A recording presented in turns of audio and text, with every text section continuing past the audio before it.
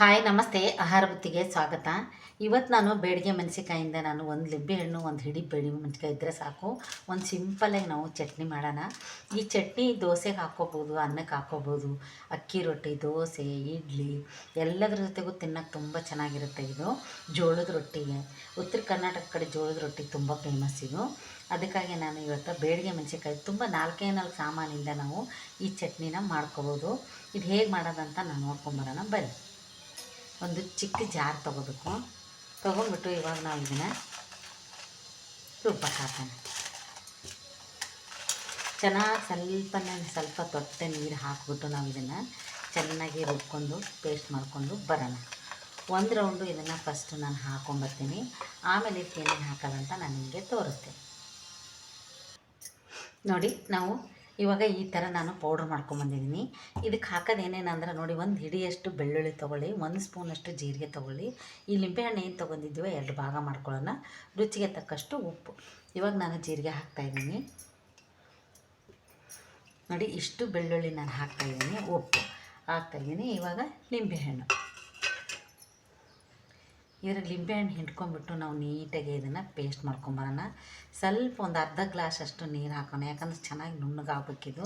ಆವಾಗ ನಾವು ಆದ್ರೆ ಚೆನ್ನಾಗಿರುತ್ತೆ. ಚಟ್ನಿ ಮಾತ್ರ ಸೂಪರಾಗಿರುತ್ತೆ. ಇಡ್ಲಿಗಂತರ ಹಚ್ಕೊಂಡು ತಿಂದರೆ ಇನ್ನೂ ಟೇಸ್ಟ್ ಚೆನ್ನಾಗಿರುತ್ತೆ. ಇದು ಬೇರೆ ಏನು ಬೆಲ್ಲ ಆಗಿರ್ಬೋದು, ಹುಣಸೆಹಣ್ಣು ಆಗಿರ್ಬೋದು, ಅವೇನು ಹಾಕೋದು ಬರೀ ಬೆಳ್ಳುಳ್ಳಿ, ನಿಂಬೆಹಣ್ಣು, ಮೆಣಸಿಕಾಯಿ ಇದ್ರೆ ಸಾಕು, ಸೂಪರಾಗಿರುತ್ತೆ. ನೋಡಿ, ಇವಾಗ ಇನ್ನೊಂದು ರೌಂಡು ನಾನು ಹಾಕ್ಕೊಂಬರ್ತೀನಿ ಬನ್ನಿ. ನೋಡಿ, ಇವಾಗ ರೆಡಿಯಾಗಿದೆ. ನಾನೊಂದು ತೊಟ್ಟು ನೀರು ಹಾಕಿಲ್ಲ ಇದಕ್ಕೆ. ಲಿಂಬೆಹಣ್ಣಿನ ರಸ ಆಮೇಲೆ ಬೆಳ್ಳುಳ್ಳಿ ಉಪ್ಪಿಂದನೇ ಎಷ್ಟು ಚೆನ್ನಾಗಾಗಿದೆ. ನೀವು ಜಾಸ್ತಿ ದಿನ ಇಡಬೇಕಾದ್ರೆ ಇದಕ್ಕೆ ನೀರೇ ಹಾಕೋಕ್ಕೆ ಹೋಗಬೇಡಿ. ಇಲ್ಲ ಬೇಗನೆ ಖಾಲಿ ಮಾಡಬೇಕಂದ್ರೆ ನೀವು ಸ್ವಲ್ಪ ತೊಟ್ಟು ನೀರು ಹಾಕ್ಕೊಂಡು ನೀವು ರುಬ್ಕೋಬೋದು. ಇವಾಗ ಇಷ್ಟೇ ಸಾಕು. ನಾನೊಂದು ಚಿಕ್ಕದಾಗಿ ಇದಕ್ಕೆ ಒಗ್ಗರಣೆ ಹಾಕ್ತೀನಿ. ಬೇಕಾದ್ರೆ ಒಗ್ಗರಣೆ ಹಾಕ್ಕೋಬೋದು, ಇಲ್ಲ ಅಂದರೆ ಹಾಗೇ ಡಬ್ಬಿಗೆ ಸ್ಟೋರ್ ಮಾಡಿ ಇಟ್ಕೋಬೋದು. ಇದು ತುಂಬ ಚೆನ್ನಾಗಿರುತ್ತೆ. ನೀವು ಎಷ್ಟು ದಿನ ಇಟ್ಟರು ಕೆಡೋದೇ ಇಲ್ಲ. ಬಿಸಿ ಬಿಸಿ ಅನ್ನಕ್ಕೆ ಇದನ್ನು ಹಾಕ್ಕೊಂಡು ತಿಂದ್ರಂತೂ ಸೂಪರಾಗಿರುತ್ತೆ, ತುಂಬ ಚೆನ್ನಾಗಿರುತ್ತೆ. ಇವಾಗ ನಾನು ಇದಕ್ಕೊಂದು ಚಿಕ್ಕದಾಗಿ ಒಗ್ಗರಣೆ ಹಾಕ್ತೀನಿ ಬನ್ನಿ. ನೋಡಿ, ಇವಾಗ ನಾನು ಒಗ್ಗರಣೆ ಹಾಕ್ಕೊಂಡು ಬಂದಿದ್ದೀನಿ. ಸಾಸಿವೆ, ಸ್ವಲ್ಪ ಎಣ್ಣೆ ಹಾಕ್ಕೊಂಡ್ಬಿಟ್ಟು ನಾವು ಇದಕ್ಕೆ ಹಾಕೋಣ. ಇವಾಗ ಹಾಕಿಬಿಟ್ಟು ನಾವು ಇದನ್ನು ಚೆನ್ನಾಗಿ ಥರ ಮಿಕ್ಸ್ ಮಾಡಿ ಇಟ್ಕೊಂಡ್ಬಿಟ್ರೆ ಸೂಪರಾಗಿರುತ್ತೆ. ಟೇಸ್ಟ್ ಮಾತ್ರ ಸಖತ್ತಾಗಿರುತ್ತೆ.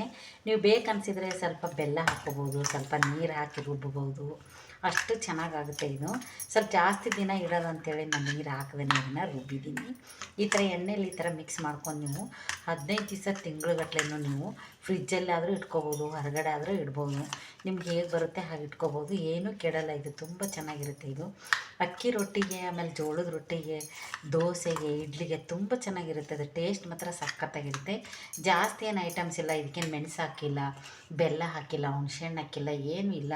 ಬರೀ 4 ಐಟಮ್ಸಿಂದ ನಾನು ಮಾಡಿರೋ ಚಟ್ನಿ. ಈ ಚಟ್ನಿ ನಿಮಗೆ ನಿಂಬೆಹಣ್ಣು, ಬೇಡಿಗೆ ಮೆಣಸಿಕಾಯಿ ಮಾಡಿರೋ ಚಟ್ನಿ ನಿಮಗೆ ಇಷ್ಟ ಆದಲ್ಲಿ ಲೈಕ್ ಮಾಡಿ, ಶೇರ್ ಮಾಡಿ, ಸಬ್ಸ್ಕ್ರೈಬ್ ಮಾಡಿ. ನಮಸ್ತೆ.